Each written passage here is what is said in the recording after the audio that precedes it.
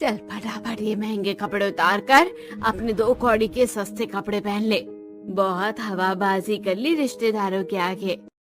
माँ मेरे साथ कैसा बर्ताव करती है, कभी भी खुलकर मुझे एक्सपेंसिव कपड़े नहीं पहनने देती। कभी उतरवा देती है तो कभी बेइज्जती करती है और कभी अत्याचार। काश भी खुलकर सुंदर सुंदर कपड़े पहन पाती। अब ऐसे ही कुछ महीने गुजरते हैं और उदय अपनी बेटी के लिए एक अमीर परिवार का रिश्ता ढूंढता है। दोनों ही परिवार वाले रिश्ता फिक्स कर लेते हैं। संगीता जी बुरा मत मानिएगा, पर मेरी छोटी सी ख्वाहिश है कि मैं अपनी बेटी की शादी का जोड़ा उसके मायके से ही भेजूं।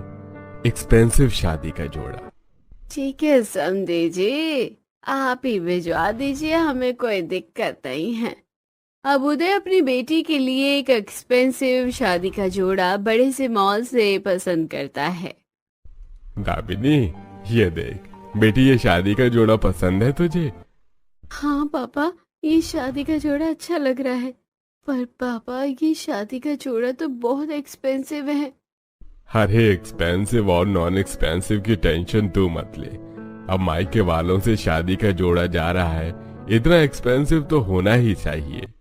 अब दामिनी की शादी का दिन आ जाता है, जहाँ दामिनी एक्सपेंसिव शादी का जोड़ा पहनकर बैठी हुई होती है और मेकअप आर्टिस्ट उसका मेकअप कर रही होती है।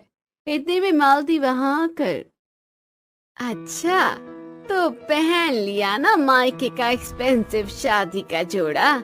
चल आज मैं तुझे कुछ नहीं कहूंगी, क्योंकि आज के बाद तू हमारी जिंदगी से हमेशा हमेशा के लिए चली जाएगी। अब दामिनी अपने मायके वालों की तरफ से दिया हुआ एक्सपेंसिव शादी का जोड़ा पहनकर मंडप पर आती है और पूरी विधि विधान के साथ दामिनी शादी करके अपने ससुराल जाती है। आओ बहू रानी, इस कलश को गिराकर कुमकुम की थाल में अपने पैरों को डुबाकर घर के अंदर आओ। वैसे भैया भाभी तो बड़ी ही खूबसूरत पसंद की है आपने। थैंक यू सिस। अच्छा, अब मैं दामिनी जी को लेकर कमरे में जाता हूँ, बेचारी थक गई होगी।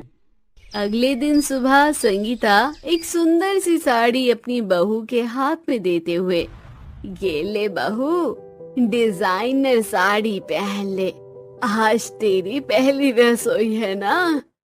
ये साड़ी मेरे लिए है माँ जी, ये तो बहुत खूबसूरत है।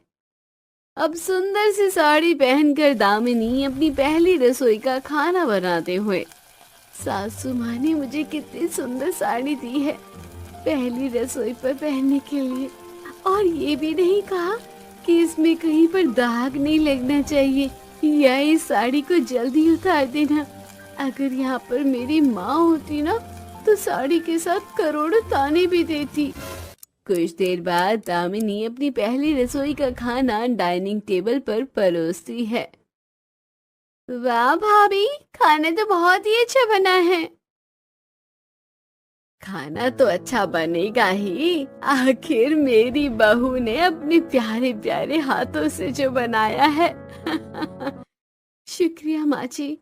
अच्छा सुन बहू, कल ना तेरी मुंह दिखाई की रस्म है, तो अच्छे से तैयार हो जाना।